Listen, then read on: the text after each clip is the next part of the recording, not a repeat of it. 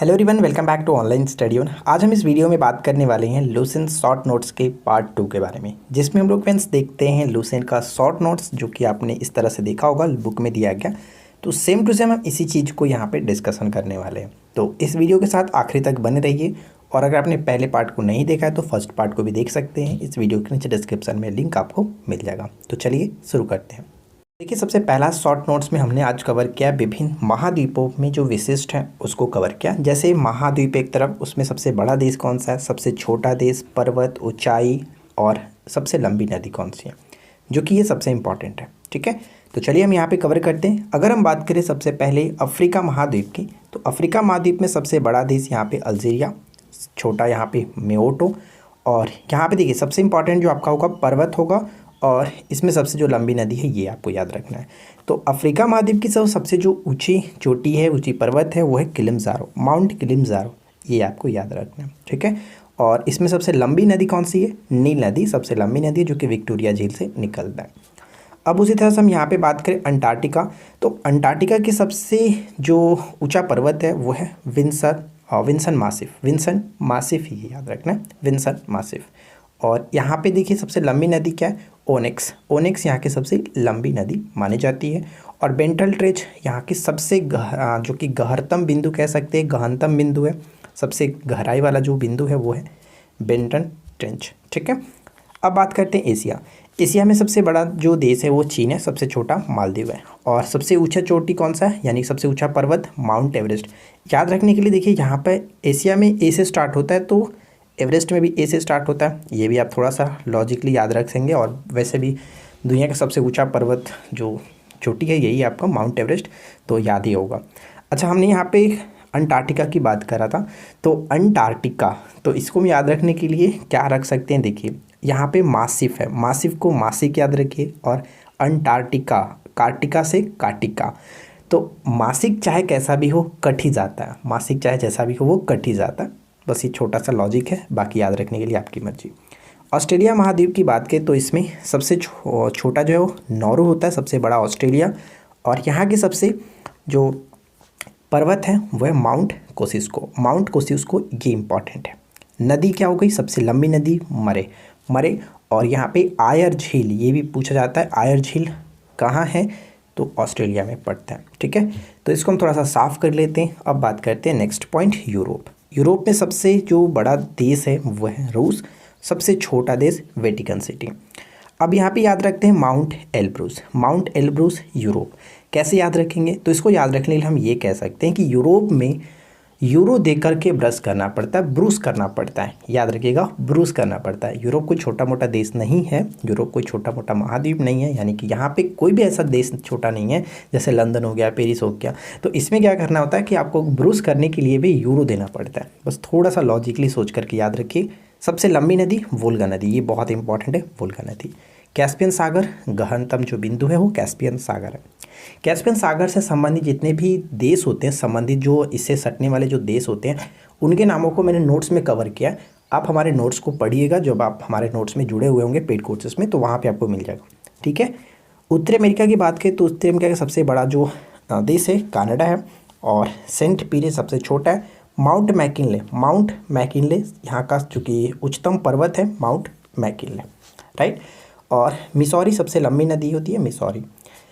Last point यहाँ पे देखिए दक्षिण अमेरिका के सबसे बड़ा देश ब्राज़ील, सबसे छोटा फॉकलैंड द्वीप। और यहाँ पे जो उच्चतम पर्वत है ओजस डेल सलाडो। यहाँ की सबसे लंबी नदी अमेजन नदी। जिस तरह से हमने ऊपर में देखा था नील नदी, अमेजन नदी यहाँ पे इंपॉर्टेंट है दक्षिण अमेरिका का। बहाव की दृष्टि से यानी अफवाह की दृष्टि से सबसे लंबी नदी अमेजन होता है, जबकि लंबाई की दृष्टि से नील नदी सबसे लंबी है। तो इन दोनों को याद रखना। ये तो हो गया हमारा पहला नोट्स। अब बात करते हैं सेकंड नोट्स के बारे में। तो सेकंड नोट्स पे बढ़ते हैं, और यहाँ पे देखिए कुछ महत्वपूर्ण गर्त के बारे में मैंने लिखा हुआ। देखिए सबसे पहला पॉइंट्स क्या है, मेरियाना जो गर्त है वो कहाँ पे, प्रशांत महासागर में। दुनिया का सबसे जो गहनतम बिंदु है, गहराई वाला स्थान है, वो है मेरियाना ट्रेंच, जो कि प्रशांत महासागर में पड़ता है। उसके बाद अगर हम सेकंड नंबर पे बात करें तो मिडनाओ आता है। मिडनाओ भी प्रशांत महासागर में ही है, जिसकी जो गहराई है 10,500 मीटर है, प्रशांत महासागर में पड़ता है। और थर्ड नंबर पे आता है 9,000 मीटर के साथ प्रशांत महासागर में टोंगा। ये 3 चीज़ हो गई जो कि प्रशांत महासागर में तीनों स्थित है। उसके बाद हम यहाँ पे रखेंगे प्यूर्टो रिको, ठीक है, प्यूरिटो रिको, जो कि अटलांटिक महासागर का सबसे गहनतम बिंदु है।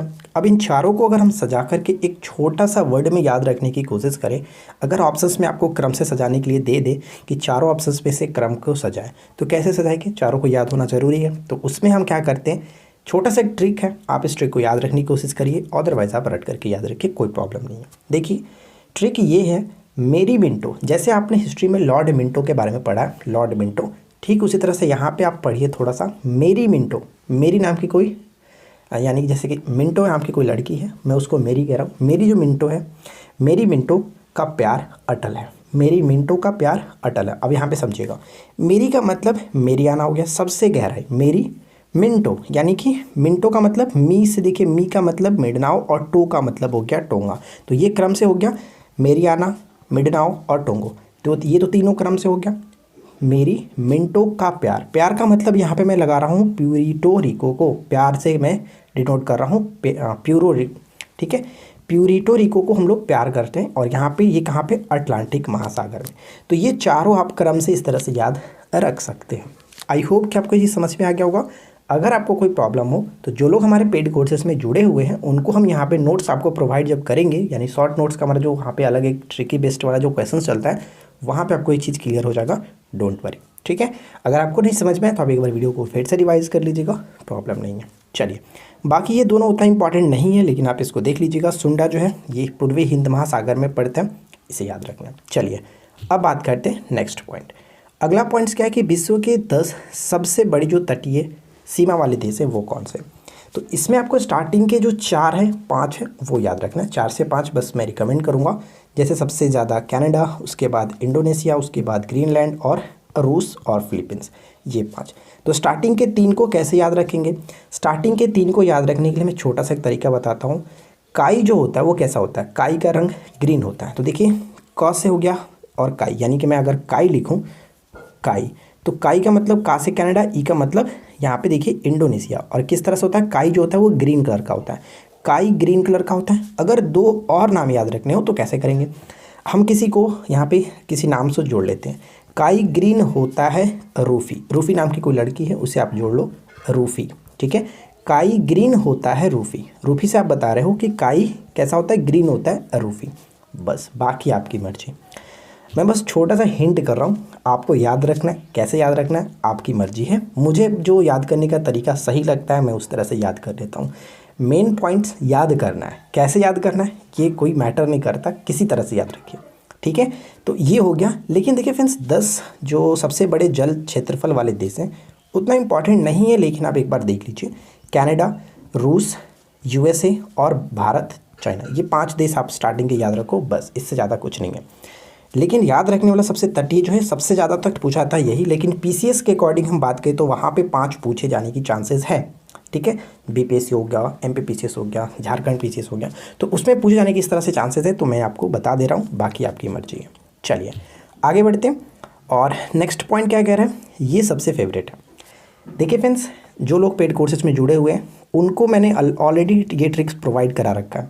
ये सभी पहले से हमारा वीडियो भी अपलोडेड है इस टॉपिक पे, महासागर ये जो जलधारा है उस पर। अगर आपने नहीं देखा है तो जा करके चेकआउट कर सकते हैं। यहाँ पे मैं आपको ट्रिक भी बताऊंगा, साथ साथ कोशिश करूँगा कि आपको याद भी हो जाए। तो चलिए शुरू करते हैं। सबसे पहला, प्रशांत महासागर की जो गर्म जलधारा है वो कौन सी है? प्रशांत महासागर की गर्म जलधारा कौन सी है? लेकिन ऐसे नहीं, पहले वीडियो को लाइक करिए और साथ ही साथ चैनल को सब्सक्राइब कर लीजिए, ठीक है। चलिए अब देखिए यहाँ पे प्रशांत महासागर की गर्म जलधाराएँ कौन सी है। यहाँ पे तो आप इतना लिस्ट देख रहे हैं, लेकिन एग्जाम्स के पॉइंट ऑफ व्यू से ये इतना इंपॉर्टेंट नहीं है। सिर्फ और सिर्फ जो मैंने टिक आउट किया, जैसे कि क्यूरोसिया की जलधारा, अलास्का की जलधारा, एल नीनो की जलधारा और सुसीम की जलधारा, ये 4 इंपॉर्टेंट है, चारों को याद रखना। इन्हें भी याद रखने के लिए छोटा सा मैं तरीका आपको बता दूँ।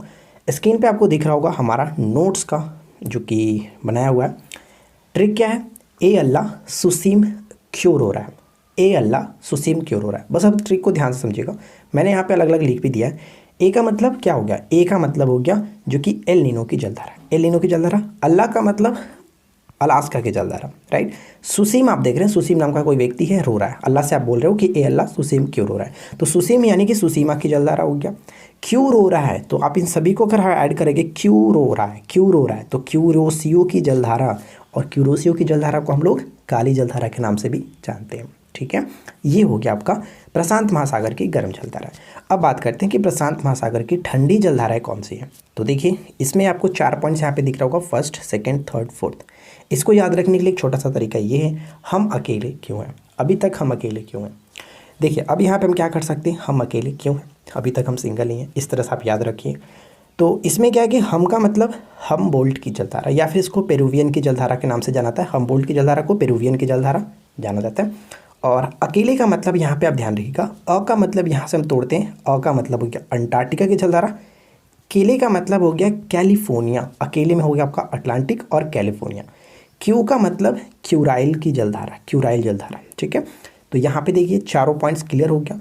तो इस तरह से हम लोग प्रशांत महासागर की गर्म और ठंडी दोनों जलधाराओं को कवर किया। अब बारी आती है अटलांटिक महासागर की। तो अटलांटिक महासागर की जो गर्म जलधारा है, ठंडी जलधारा है, यहाँ पे देख लेते हैं। इसमें याद रखने वाला क्या है, गल्फ स्ट्रीम, फ्लोरिडा, ब्राज़ील और इरमिंजर, ये 4 चीज़। तो इसे कैसे याद रखेंगे, इसे याद रखने के लिए बस छोटा सा एक तरीका ये है, ब्राज़ील फ्लोइंग, बस एक छोटा सा लाइन याद रखना है, ब्राज़ील फ्लोइंग, ब्राज़ील फ्लोइंग। कैसे याद रखेंगे, देखिए ब्राज़ील की जलधारा ब्राज़ील से हो गया। फ्लोइंग में यहाँ पे 3 वर्ड आपको ध्यान रखना है। फ्लोइंग का मतलब सबसे पहले फ्लो, फ्लो में फ्लोरिडा की जलधारा, ला आ रहा है तो ला का मतलब यहाँ पे जैसे फ्लोइंग, फ्लो में आपका फ्लोरिडा हो गया। अब उसके बाद फ्लोइंग, इंग आ रहा है ना, ई, तो ई से इरमिंजर की जलधारा, और उसके बाद लास्ट में ग, तो ग का मतलब गल्फ स्ट्रीम की जलधारा। तो ये 4 चीज़ें भी यहाँ पे कवर हो गया। अब लास्ट पॉइंट हम यहाँ पे देखते हैं अटलांटिक महासागर की ठंडी जलधारा। अटलांटिक महासागर की ठंडी जलधारा, यहाँ पे देखिए ये सभी चीज़ें यहाँ पे आपको दिख रहा होगा। तो इन्हें कैसे याद रखेंगे, इन्हें याद रखने के लिए एक बहुत ही सिंपल सा वर्ड हमारे पास है, लाइन कह सकते हैं, लाइन है हमारे पास। अबे ग्रीन फ्रॉक ले, कोई आपका दोस्त है मार्केट में गया हुआ है और वो सोच रहा है कैसा फ्रॉक ले, तो उसका फ्रेंड बता रहा है कि अबे ग्रीन फ्रॉक ले, कैसा फ्रॉक ले, ग्रीन फ्रॉक ले। तो फ्रॉक से यहाँ पे हम लोग तोड़ेंगे कैसे कैसे, देखिए मैं आपको बताता हूँ। अबे ग्रीन फ्रॉक ले, तो अबे का मतलब अटलांटिक महासागर की जलधारा, सॉरी अंटार्कटिका हो गया ना, अंटार्कटिका की जलधारा हो गया। उसके बाद बे, बे का मतलब वेगुएला की जलधारा। उसके बाद आता है ग्रीन, ग्रीनलैंड की जलधारा। जो मैंने फ्रॉक बोला था, तो फ्रॉक में आप 2 चीज़ों को तोड़ लीजिए। फ्रॉक में पहला फॉक, तो फॉकलैंड की जलधारा हो गया, और उसके बाद क, तो कनारी की जलधारा, और ले का मतलब लैब्राडोर की जलधारा। तो देखिए फ्रेंड्स, ये याद करने का एक छोटा सा तरीका हुआ। मैं आपको रिकमेंड करता हूँ, बाकी मर्जी आपकी होती है कैसे याद रखना। मैंने आपको जैसे ऊपर बताया, मेन पॉइंट आपको याद करना है, किसी भी तरह से याद रखिए, कोई फ़र्क नहीं पड़ता है, ठीक है। चलिए अब हम बात करते हैं यहाँ पे स्थानीय शीतल हवाएं। स्थानीय शीतल हवाएं और एक तरफ है हमारा जो कि गर्म हवाएं। तो सबसे पहले यहाँ पे जो इम्पोर्टेंट है उनको कवर करते हैं। जैसे विली वाव, विली वाव का संबंध अलास्का का होता है, और विली विली का संबंध कहाँ से होता है, विली विली का संबंध होता है ऑस्ट्रेलिया से। ये दोनों इंपॉर्टेंट है, याद रखेंगे। बोरा का संबंध एड्रियाटिक तट, मिस्ट्रल, मिस्ट्रल स्पेन और फ्रांस, लेकिन मिस्ट्रेल जो होता है, मिस्ट्रेल वो उत्तरी इटली का होता है, ठीक है। बुरान का संबंध रूस से, बाइज दक्षिण फ्रांस, दक्षिणी फ्रांस। पैम्पीरो बहुत बार पूछा था, पैम्पीरो अर्जेंटीना से। फ्रियाजिम ब्राज़ील, फ्रियाजिम ब्राज़ील। नॉर्दर्न और नॉर्टी, ये दोनों का संबंध हो जाता है यूएसए से, यूएसए से। और नास्टॉक जो यूएसए का स्टॉक एक्सचेंज है वो भी याद रहिएगा, नास्टॉक नाम से थोड़ा सा मिल रहा था इसलिए मैंने आपको बता दिया। पोनेंटी क्या है, पोनेंटी का संबंध होता है दक्षिण अफ्रीका से। और उसके बाद क्या है, पैम्पागाओ, पैम्पागाओ का संबंध मैक्सिको, नेवाडोस इक्वाडोर, नेवाडोस इक्वाडोर। सिस्टॉन, सिस्टॉन नाम से क्लियर होगा, सिस्टॉन ईरान, सिस्टॉन ईरान, लास्ट में ना यहाँ पे थोड़ा सा आपको देखने को मिलेगा। हबूब का संबंध सूडान, हबूब का संबंध सूडान, सूडान की राजधानी, सूडान की राजधानी क्या होता है, खार्तूम, ठीक है। दक्षिणी सूडान का जुब्बा, दक्षिणी सूडान का जुब्बा। पुर्गा का संबंध टुंड्रा प्रदेश, पुर्गा का संबंध टुंड्रा प्रदेश। और केप डॉक्टर यहाँ पे दक्षिण अफ्रीकी गणतंत्र। तो ये हो गया शीतल स्थानीय पवन।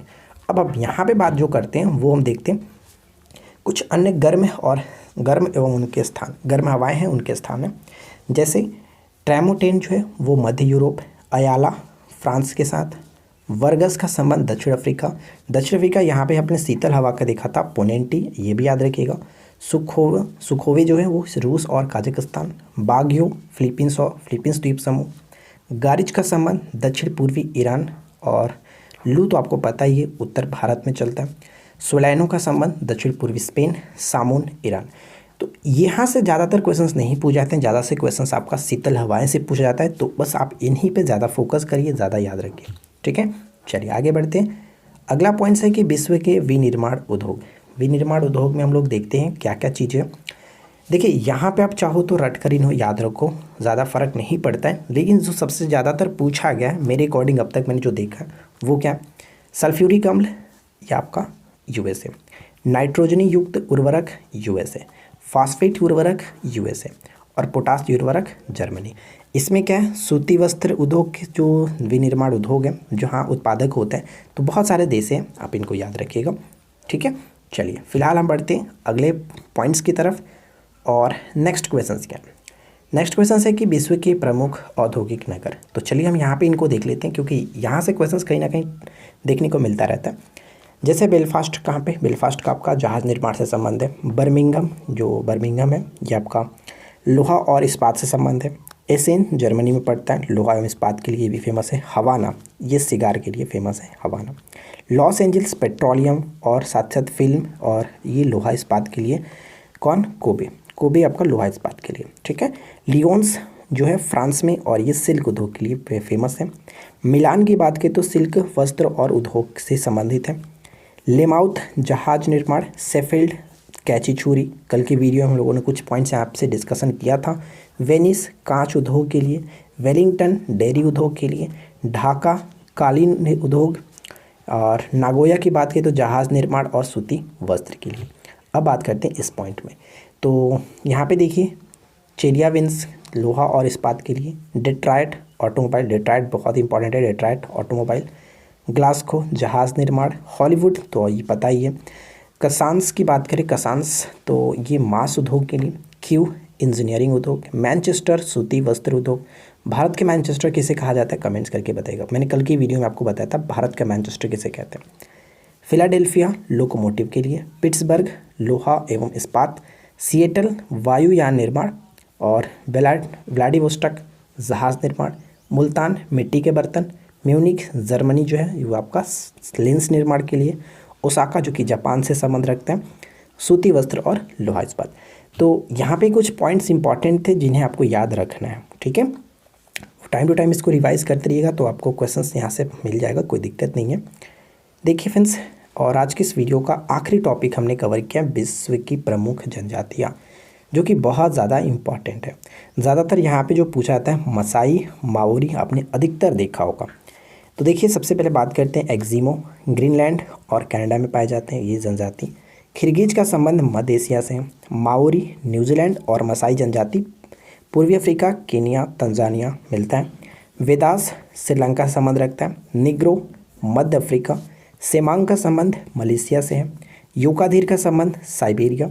आइनू जो कि जापान से संबंध रखते हैं। बुशमैन बहुत इंपॉर्टेंट, बुशमैन कालाहारी मरुस्थल या फिर बोत्सवाना। रेड इंडियन उत्तर अमेरिका की जनजाति है और कनाडा से संबंध रखते हैं। पिग्मीज की बात करें तो कांगो बेसिन, ये भी बहुत बार पूछा गया। बोरो यहाँ पे ब्राज़ील।